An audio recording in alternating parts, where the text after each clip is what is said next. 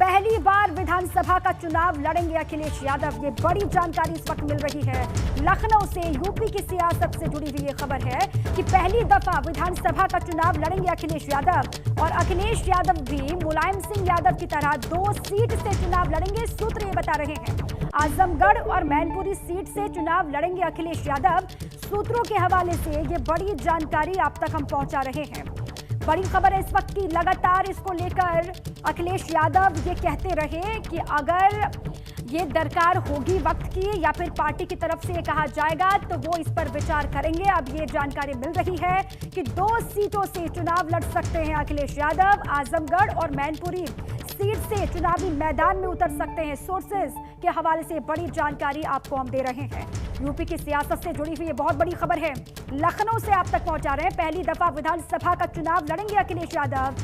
और साथ ही साथ ये भी कहा जा रहा है कि मुलायम सिंह यादव की तरह 2 सीट से चुनावी मैदान में उतरेंगे अखिलेश यादव। और वो 2 सीट कौन सी होगी वो भी आपको बता दें, आजमगढ़ और मैनपुरी सीट। इसी पर ब्यूरो चीफ वीरेश पांडे हमारे साथ जुड़ चुके हैं अधिक जानकारियों के साथ। वीरेश जी, देखिए लगातार इसको लेकर तमाम कयासबाजियां चलती रही कि अखिलेश मैदान में उतरेंगे नहीं उतरेंगे। अब ये खबर मिल रही है कि हो सकता है वो चुनाव लड़े, आजमगढ़ और मैनपुरी 2 सीटों का चुनाव कर सकते हैं। क्या जानकारी आपके पास? देखिए, हो नहीं सकता है। अखिलेश यादव ने कह दिया है कि वो चुनाव लड़ेंगे, विधानसभा का चुनाव लड़ेंगे। भारतीय जनता पार्टी का शीर्ष नेतृत्व जिस तरीके से उत्तर प्रदेश में योगी आदित्यनाथ हो और दोनों उप मुख्यमंत्री हो और जो बड़े कद्दावर नेता है सबको बोल दिया गया है कि आप चुनाव लड़िए, तो अखिलेश यादव के ऊपर भी एक नैतिक दबाव था। वो एमएलसी के तौर पर उत्तर प्रदेश के मुख्यमंत्री थे और ये ट्रेंड चल गया था मायावती के जमाने से। लेकिन अखिलेश यादव ने पूरी तरीके से तय कर दिया है कि वो विधानसभा का चुनाव लड़ेंगे और 2 जगहों से चुनाव लड़ेंगे। एक पूरब को बैलेंस करने के लिए आजमगढ़ की कोई सीट हो सकती है और साथ ही मैनपुरी की कोई सीट हो सकती है, ये पता चला है। क्योंकि दोनों इलाकों में बैलेंस स्थापित करना, तो उनकी परंपरागत इलाके हैं मैनपुरी, इटावा, सैफई के आसपास के इलाकों को भी बैलेंस करना और पूर्वांचल में भी बैलेंस करना, क्योंकि आजमगढ़ से वो सांसद भी है।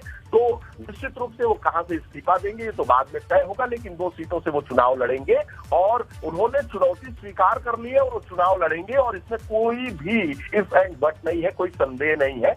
अब वो कहां से लड़ते हैं और नामांकन करते हैं, बस इसका इंतजार कीजिए। लेकिन ये तय है कि 2 जगह से चुनाव लड़ेंगे। मुलायम सिंह यादव भी कई जगहों से चुनाव लड़ चुके हैं, कई जिलों की विधानसभा सीट को उन्होंने जीता है मुलायम सिंह यादव ने, तो उसी परंपरा का पालन करेंगे अखिलेश यादव भी।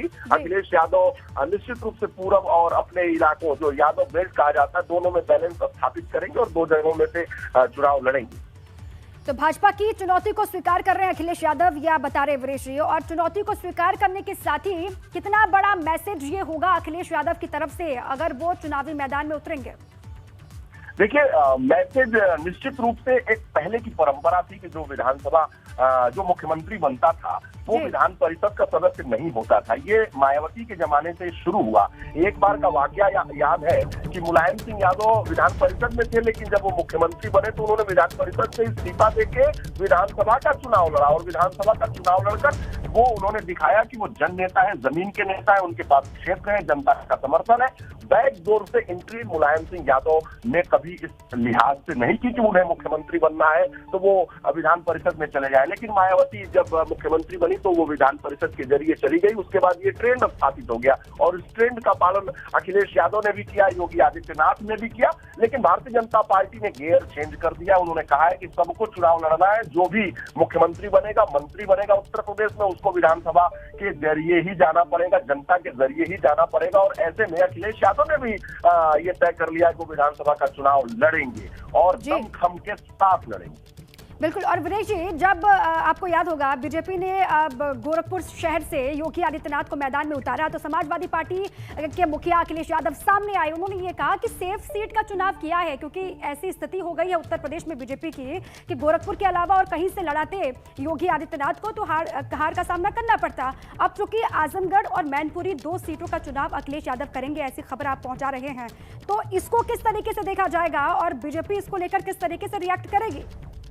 देखिए, कोई भी कदम कोई भी उठाए उसकी आलोचना की जा सकती है। अगर योगी आदित्यनाथ अयोध्या से लड़ते तो उसकी भी आलोचना की जा सकती थी, वो कैराना से लड़ते उसकी भी आलोचना की जा सकती थी, मथुरा से लड़ते उसकी भी आलोचना की जा सकती थी, गोरखपुर से नहीं लड़ते उसकी भी आलोचना की जा सकती थी। लेकिन जो भी जहां से लड़ेगा उसकी आलोचना होगी। देखिएगा अखिलेश यादव जब ऐलान करेंगे कि इस सीट से मैं लड़ूंगा तो उसकी भी आलोचना भारतीय जनता पार्टी करेगी, क्योंकि ये चुनावी समय है और जो पक्ष है विपक्ष है वो लगातार आरोप प्रत्यारोप लगाएगा, क्योंकि ऐसे समय में अगर विपक्ष को नहीं घेरेगा तो चुनाव क्या लड़ेगा। तो हर आदमी घेरता है, भारतीय जनता पार्टी भी घेरती है, अखिलेश यादव ने भी घेरा। सेफ सीट की बात है तो कोई भी जो स्टार प्रचारक हो वो ऐसी सीट से चुनाव लड़ता है जहां से वो केवल नामांकन करे, और नामांकन के बाद उसे चूंकि पूरे प्रदेश को देखना होता है, अगर लोकसभा का चुनाव है तो उसे पूरे देश को देखना होता है, और जो नंबर 1 लीडर है तो वो ऐसी सीट का चुनाव करता है कि भैया हमको नामांकन कर दे, और नामांकन के बाद फिर अब वोट पड़ता रहे। उसे पूरे प्रदेश की जिम्मेदारी होती है, टिकट बांटना होता है, सारे लोगों को जिताना होता है। तो ये कोई नई बात नहीं है, जीतने वाली सीट से ही आदमी लड़ता है। रही बात ऐसी सीट का चुनाव किया जाता है जहां पर ज्यादा मेहनत की आवश्यकता ना पड़े और नामांकन कर देने भर से ही जीत सुनिश्चित हो जाए। ये राजनीतिक दलों की कोशिश होती है और बीजेपी ने भी वही किया और समाजवादी पार्टी भी वही कर रही है। ये जानकारी आप दे रहे थे वीरेश जी, बहुत शुक्रिया आपका पूरी जानकारी के लिए और तफसील से समझाने के लिए कि अखिलेश चुनौती तो स्वीकार कर रहे हैं, साथ ही साथ एक बड़ा संदेश भी दे रहे हैं विधानसभा चुनाव लड़के मैदान में उतर करके।